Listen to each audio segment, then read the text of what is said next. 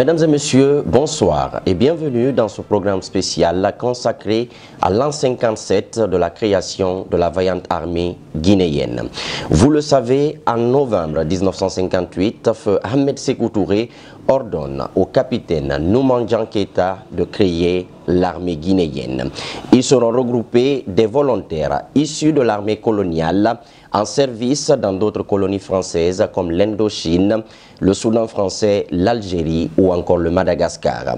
Mais cette naissance de l'armée guinéenne se fera dans la douleur. Pour parler de la vaillante et brave armée de la Guinée en ce jour de célébration du 57e anniversaire, je reçois pour vous Maître Abdoul Kabele Camara, ministre guinéen délégué à la défense nationale. Monsieur le ministre, bonsoir. Bonsoir. Bonne fête à vous. Merci beaucoup et à vous pareillement. Monsieur le ministre, l'armée guinéenne a 57 ans aujourd'hui. Quelle lecture faites-vous de ce long chemin parcouru de sa création à nos jours? Une très bonne lecture. Cette armée a bien évolué en dépit de quelques difficultés enregistrées au cours des années précédentes.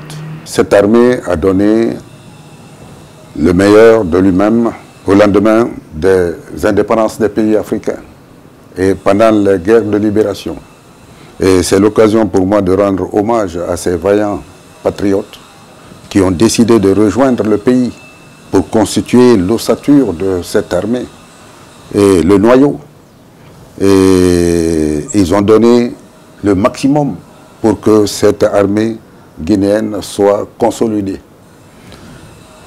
Ils ont été sur tous les terrains africains dans la lutte pour l'émancipation des peuples d'Afrique sous l'égide du président Ahmed Sékou Touré.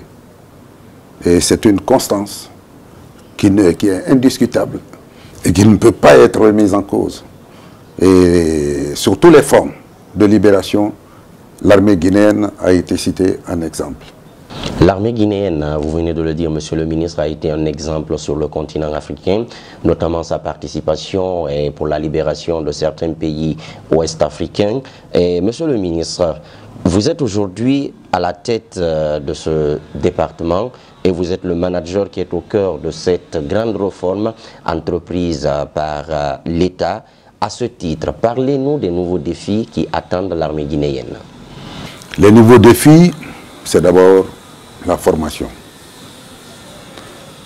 Entre autres défis, l'application de la loi de programmation militaire qui fixe les orientations de la politique de défense nationale, fixe les orientations relatives aux moyens à mettre à la disposition des forces de défense et de sécurité, également qui fixe les orientations relatives à l'équipement et également en matière de coopération. Et ce sont ces défis qu'il faudra relever. Et autre défi, c'est la prise en compte des nouvelles menaces. Autrefois, c'était les menaces traditionnelles.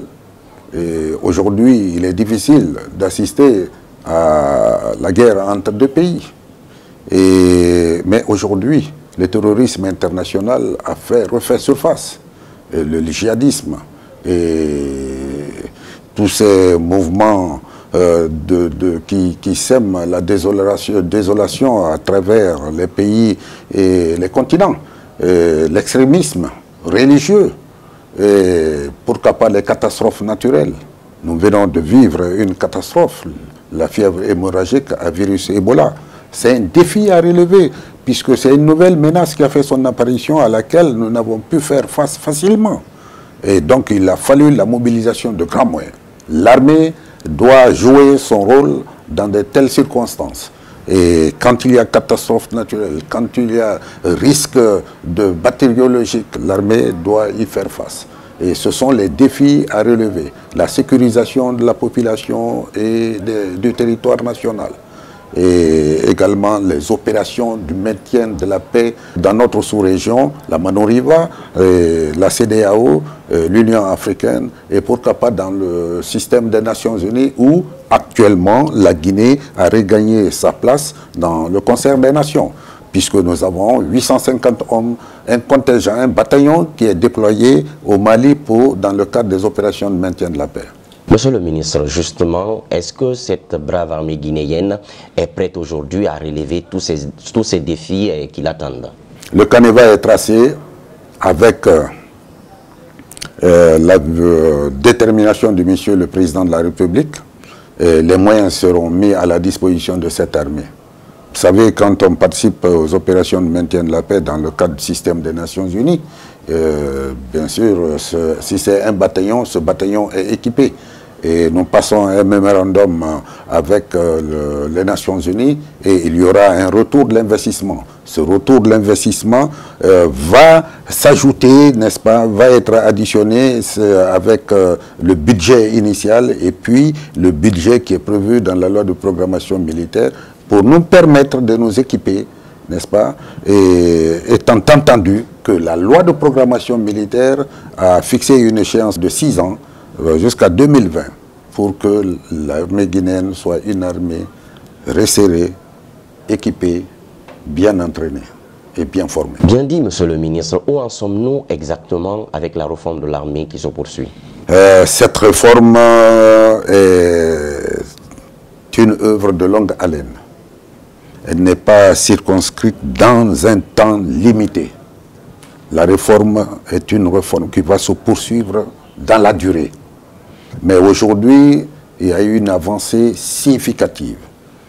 Le comité technique sectoriel défense a élaboré presque tous les cadres juridiques. Il ne reste que quelques cadres réglementaires qui sont en cours d'élaboration et qui vont bientôt être présentés à l'occasion de la réunion sur le plan de pilotage de la réforme au niveau de défense. Et nous avons réalisé beaucoup d'infrastructures à travers le pays pour réaliser effectivement notre objectif de délocalisation des armes lourdes, notre objectif de casernement de tous les militaires. Et vous avez vu qu'aujourd'hui, un bon nombre de militaires ne se promènent plus avec des armes à la main en ville. Et la vue de ce spectacle désolant a complètement disparu. Et c'est une avancée majeure. Et puis, nous assurons la formation de nos hommes maintenant. L'avancement et la mise à la retraite se poursuivent. Et nous sommes à cheval sur l'application des textes généraux en ce qui concerne les statuts et également de tous les textes réglementaires pour assurer une discipline sans laquelle il n'y aura pas de commandement. Monsieur le ministre, avec cette réforme de genre entreprise, peut-on dire aujourd'hui avec certitude que nous avons de nouveau une armée républicaine, une armée pleinement consciente de son devoir et de sa principale mission régalienne? Nous avançons allègrement vers la construction, la consolidation d'une armée républicaine. N'est-ce pas? Une armée républicaine soumise à l'autorité légalement établie. Aujourd'hui, je peux dire avec certitude que la physionomie a complètement changé. Nous avons une armée qui a accepté de se remettre en cause en acceptant, n'est-ce pas, les accords de Ouagadougou qui demandaient le diagnostic complet des forces armées, des forces de défense et de sécurité en général. Qu'il s'agisse de la police, de la gendarmerie, de la douane, n'est-ce pas, de l'environnement et des forces armées, des militaires, ils ont tous accepté de se remettre en cause. Donc ce diagnostic a été fait, le rapport d'évaluation a été présenté à la communauté internationale, les militaires se sont mis à la tâche pour procéder à une réforme totale de leur système, de leur institution. C'est une volonté affichée de tous les militaires et sous l'égide de M. le Président de la République, chef suprême des armées, qui est toujours en train de nous galvaniser pour aller encore plus loin. Et les partenaires techniques et financiers sont associés à nous dans le cadre de cette réforme pour que nous puissions arriver vraiment à un niveau appréciable. La stratégie nationale d'action prioritaire pour chaque secteur a été développée et globalisée dans une stratégie nationale Et à l'heure actuelle, grâce aux partenaires techniques et financiers, nous sommes en train d'élaborer la meilleure stratégie pour la mobilisation des ressources afin de mettre en œuvre cette réforme.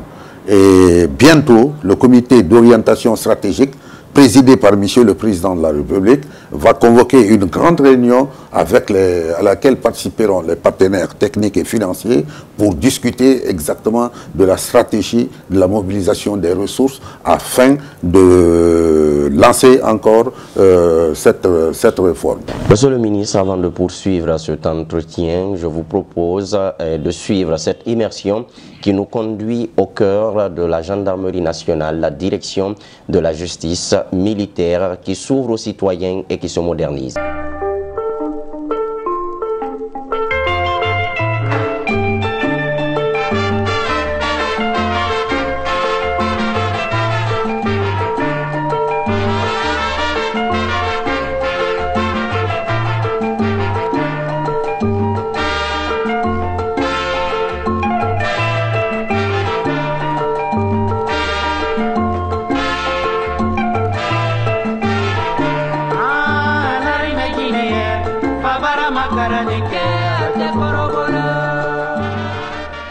Nous sommes là arrêtés à l'escadron de gendarmerie mobile numéro 2 avec ces gendarmes que vous voyez ici avec du matériel conventionnel.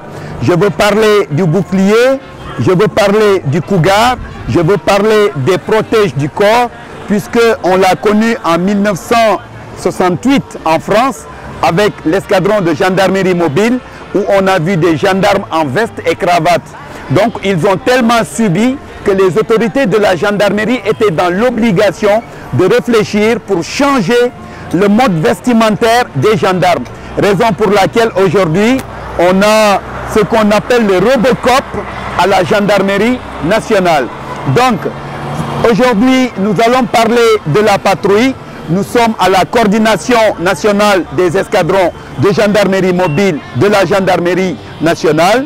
Voilà comment s'articule la patrouille. La patrouille, c'est une mission régalienne de la gendarmerie nationale qui nous permet de mettre nos hommes sur les zones sensibles.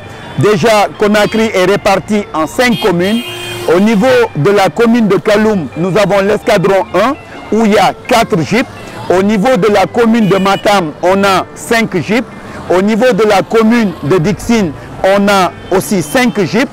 Puisque la criminalité monte en crescendo, on a la commune de Ratoma où on a 6 jeeps, on a la commune de Matoto où on a encore 6 jeeps, on a pour la commune de Ratoma encore, on a l'escadron de Kobaya où lors de la patrouille, tous les escadrons se donnent rendez-vous avant de faire un nouveau dispatching. Le dispatching c'est quoi? Nous allons débuter la patrouille, on est 18 h. La patrouille qui est là va faire sa mission jusqu'à 20 h.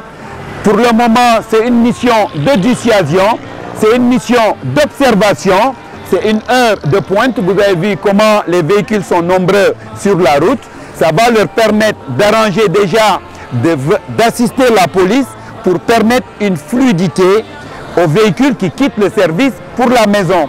Ils ont une mission d'observation dans la capitale et après ici, ils vont faire ce qu'on appelle rebolote. Le rebolote c'est quoi? C'est la mission qui change.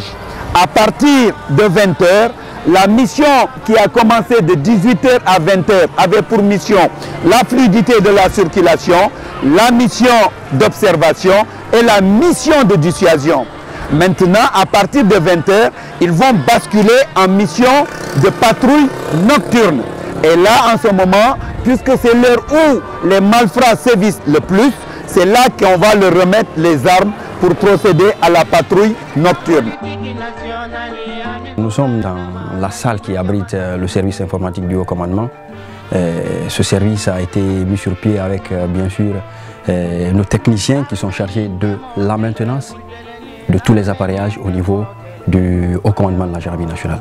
Mais en plus, ils sont chargés aussi de la maintenance au niveau du site web de la gendarmerie.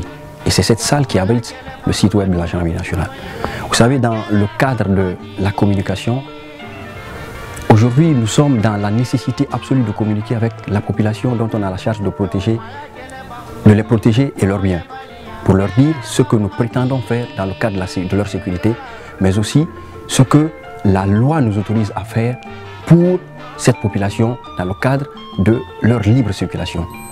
Le service de communication a été créé un moment dans ce cadre, qui est commandé par le chef d'escadron Barry Mamadou Alpha, qui à travers les ondes de télé et radio fait une très bonne communication.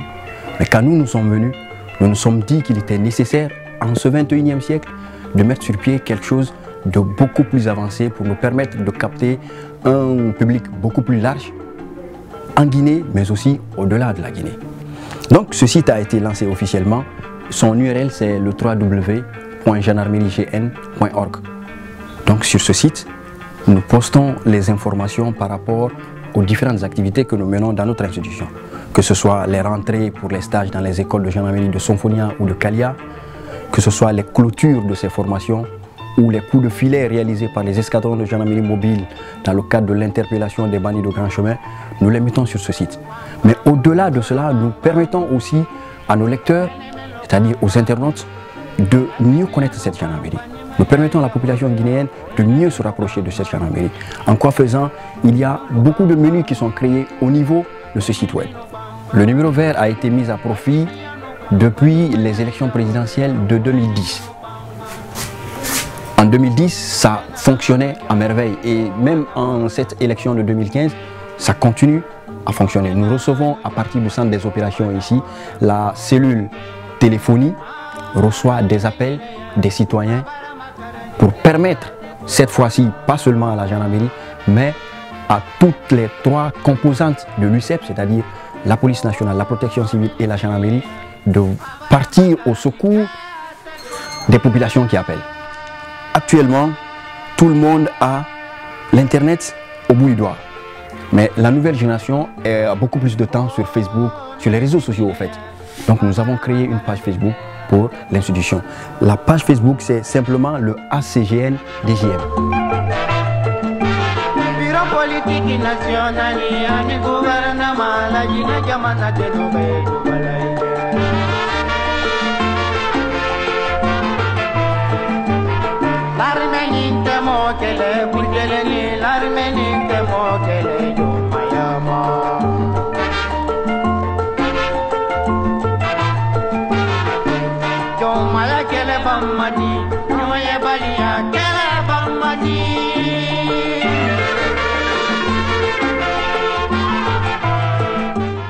Nous venons de suivre cette immersion qui nous a conduit au cœur du haut commandement de la gendarmerie nationale, la direction de la justice militaire qui se modernise et qui s'ouvre aux citoyens. Monsieur le ministre, l'une des nouveautés de ce programme spécial, nous avons donné la possibilité aux citoyens et aux internautes de vous poser leurs questions. Je vous invite donc de suivre ces citoyens que nous avions rencontrés dans les 5 communes de la capitale qui ont bien voulu vous poser quelques questions.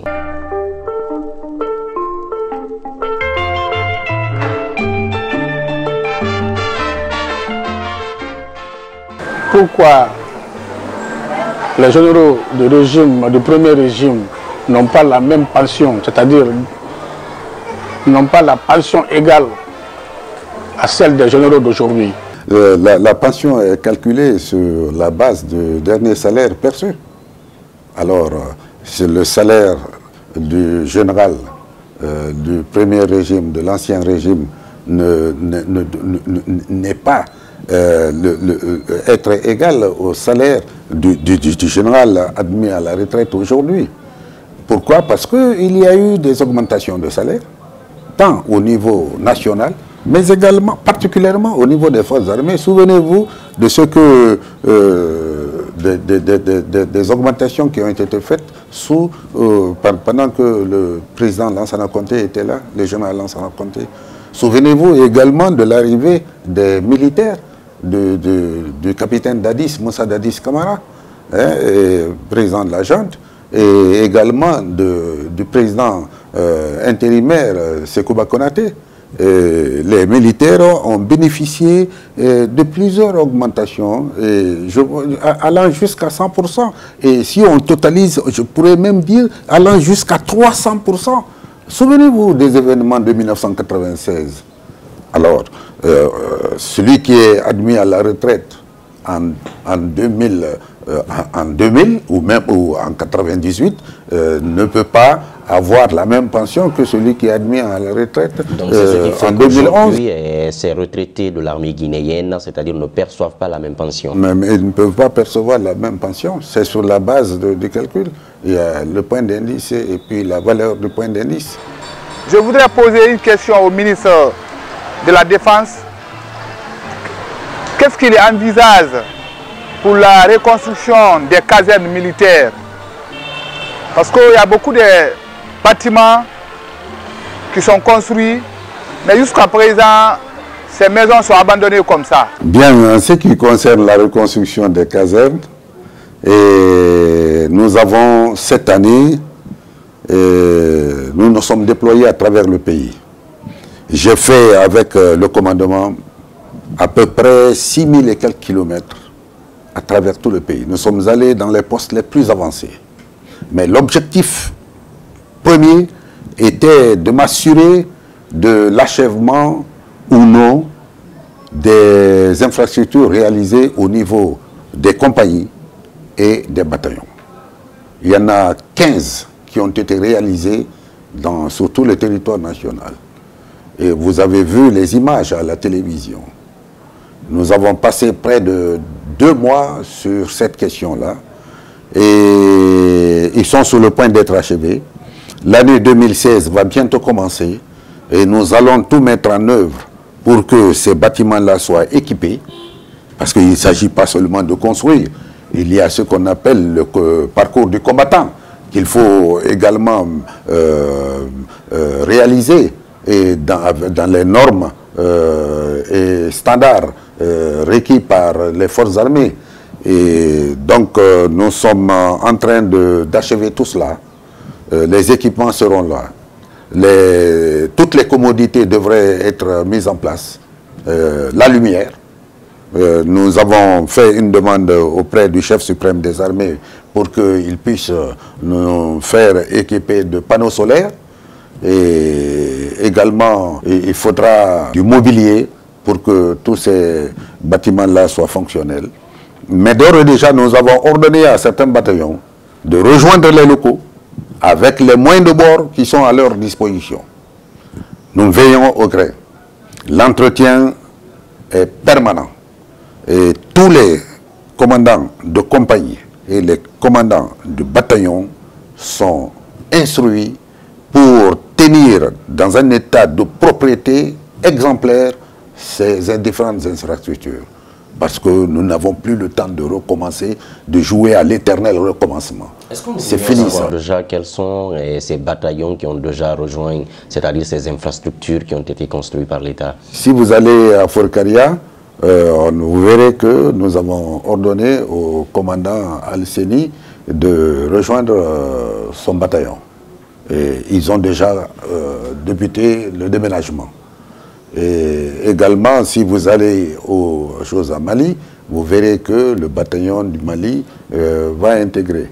Et il y en a plusieurs autres comme ça à travers le pays qui ont commencé à travailler, tout comme au niveau de la gendarmerie. Les compagnies de gendarmerie qui sont déjà prêtes, nous avons demandé au recommandant de la gendarmerie d'ordonner à ces hommes de rejoindre ces bâtiments en attendant de leur pourvoir l'équipement complet. J'aimerais tout simplement poser une question. Parce que j'ai vu dans les autres pays, ils ont eu à mettre une école pour la formation de l'armée. Et donc, j'aimerais savoir qu'est-ce qui vous empêche, ou bien est-ce que vous pouvez mettre aussi des écoles bien performées pour que notre armée soit vraiment au même niveau que les autres. La formation est au cœur du sujet. Et nous envisageons, s'il plaît à Dieu, de mettre en place une école à vocation régionale. Ce n'est pas facile, c'est une réflexion sérieuse qu'il faudra mener. Et parce que ça exige des moyens financiers et des moyens en ressources humaines. Pour l'instant, nous avons le centre d'instruction de Mania, n'est-ce pas, les MIA, et ça se passe très bien. Et nous envoyons en formation nos éléments à l'extérieur. Et le jeune a raison, et de 58 à 2015, il est bien temps, mais nous avons beaucoup fait, et le président de la République tient à la mise en place de cette école à vocation régionale. La loi de programmation militaire a prévu dans un certain nombre de volets et dans le cadre des opérations de maintien de la paix, la mise en place des centres de formation pour les opérations de maintien de la paix. Et nous entendons créer 2 centres de formation pour les opérations de maintien de la paix, centres qui vont accueillir régulièrement 1000 hommes formés, équipés, prêts à être déployés sur tout continent, à la demande des Nations Unies. Et ces 2 centres pourraient être des centres à vocation régionale, où d'autres pays enverront leurs militaires pour être formés. Donc si je comprends bien, l'État envisage de mettre en place des écoles militaires, à l'image par exemple de celle du Sénégal, le Gamba. Bien entendu. Monsieur le ministre, nous poursuivons toujours cette émission. Cette fois-ci, nous partons avec les internautes. Il y a Fodé Mohamed Monyoumagian Sissé qui vous pose cette question. Monsieur le ministre, quelles sont les dispositions que vous aviez prises pour sécuriser le long de nos frontières nationales en cas d'attaque des mouvements terroristes de la sous-région? Il y a des directives sous-régionales, régionales, africaines, et puis il y a des directives des Nations Unies qui sont déjà connues. Et à l'interne, nous avons également, après concertation avec l'état-major général des armées, le haut commandement de la gendarmerie, et même avec la police, mis en place un système de sécurité et qui peut être déployé à tout moment et que je ne vais pas dévoiler ici. Et soyez persuadés, je vous dirai tout simplement que quelques éléments venant du Mali, c'était 2 ou 3 militaires européens qui étaient au Mali dans un cadre normal, se sont promenés un peu le long de nos frontières et ils ont dépassé la frontière sans s'en rendre compte. Nos hommes étaient là.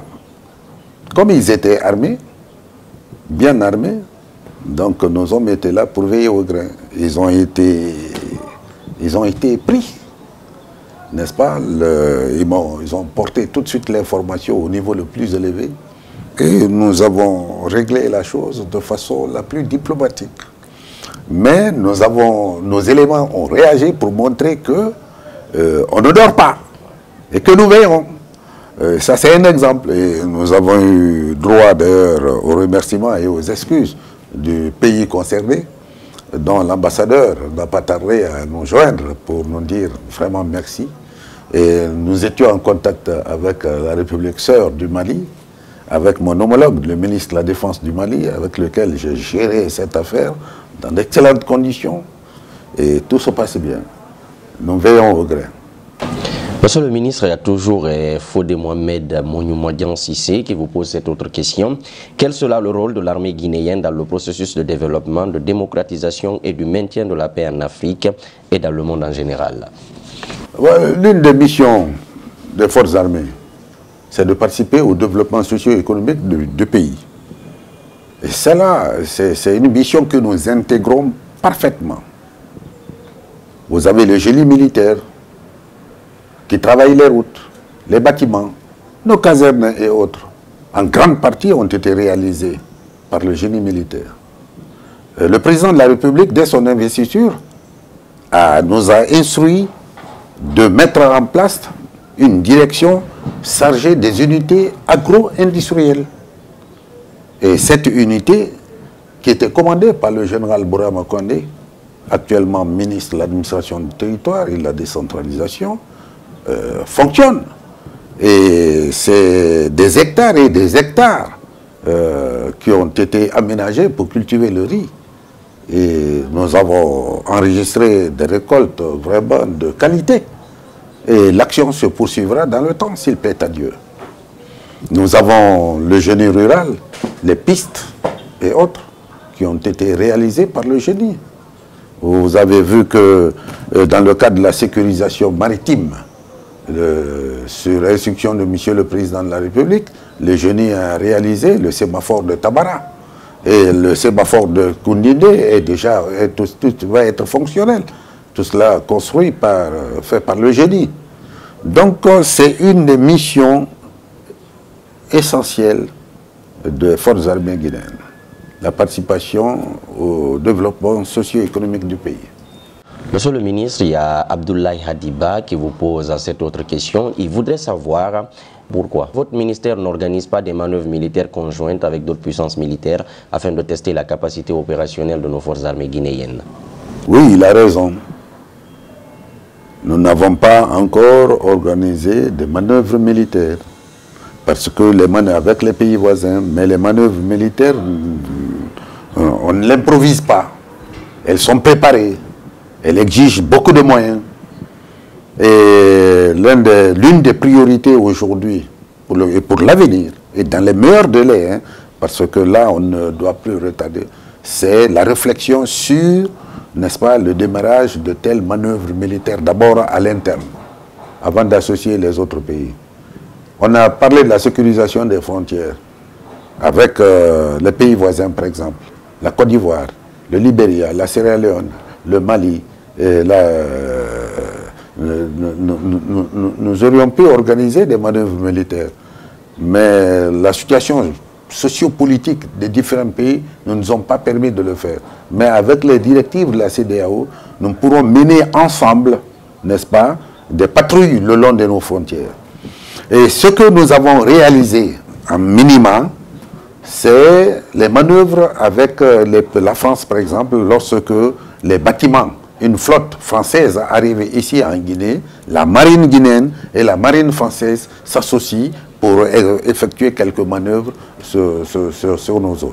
Il y a Thierno Yousso qui vous pose cette autre question, monsieur le ministre. Il aimerait savoir où en êtes-vous pour le nouveau bataillon autonome de Mamou. Oui, le nouveau bataillon, Thierno Yousso, il doit être de Mamou, je suis sûr et certain, parce que le camp de Mamou n'est pas en bon état, c'est vrai, et j'en ai fait le constat depuis longtemps. Et j'ai demandé à la direction générale de l'intendance, après consultation du chef d'état-major général de l'armée, que le camp de Mamou devra être rénové. Et surtout le camp dont la construction est amorcée doit être achevé. Et l'ancien camp pourrait être déguerpi, et pour que l'armée guinéenne puisse y faire des logements sociaux. Et c'est ça aussi l'un de mes objectifs prioritaires, et construire des logements sociaux, n'est-ce pas, pour les militaires, afin qu'à leur retraite, chacun puisse accéder à un logement, à un abri. Cette fois-ci, nous partons en Angola, où un Guinéen qui réside là-bas du nom de Ansoumane Sekwa Fofana vous pose cette question. Il aimerait savoir quelle sera la stratégie qui sera mise en place pour le déploiement de nos forces de défense et de sécurité à l'intérieur du pays pour lutter contre les coupeurs de route et les vols à main armée. La lutte contre les coupeurs de route et les grands bandits, le grand banditisme en général, n'est pas l'affaire seulement que des forces armées. C'est l'affaire d'abord de la gendarmerie et de la police avant que les forces armées n'interviennent. Mais nous avons à plusieurs reprises organisé des séances de travail pour mettre en place une stratégie de lutte contre ce grand banditisme. Croyez-moi que ça va marcher parce que le président de la République est déterminé à réunir les moyens pour juguler ce fléau. Et ça sera fait s'il plaît à Dieu. Et nous allons travailler avec le syndicat des transporteurs, qui a un grand rôle à jouer, tant au départ qu'à l'arrivée et au cours à mi-chemin. Et donc, c'est un travail qui concerne tous les Guinéens. Monsieur le ministre, pour finir, l'armée guinéenne a 57 ans aujourd'hui. Quel est le message que vous aviez à adresser à nos forces de défense et de sécurité? Je suis fier de nos forces de défense et de sécurité en général. Ils ont accepté cette réforme avec beaucoup d'enthousiasme, ayant compris que la tâche est difficile et que sans cette réforme, nos forces de défense et de sécurité n'iront nulle part, ne seront pas au même niveau que les autres forces de défense et de sécurité des pays voisins. Et je suis très fier de ces forces de défense et de sécurité parce que aujourd'hui nous avons réalisé des avancées significatives sous le magistère de Monsieur le Président de la République qui coiffe toutes les forces de défense et de sécurité. Le résultat est palpable, il est là, il est visible. Ce n'est pas de la simple, des simples déclarations que je suis en train de faire.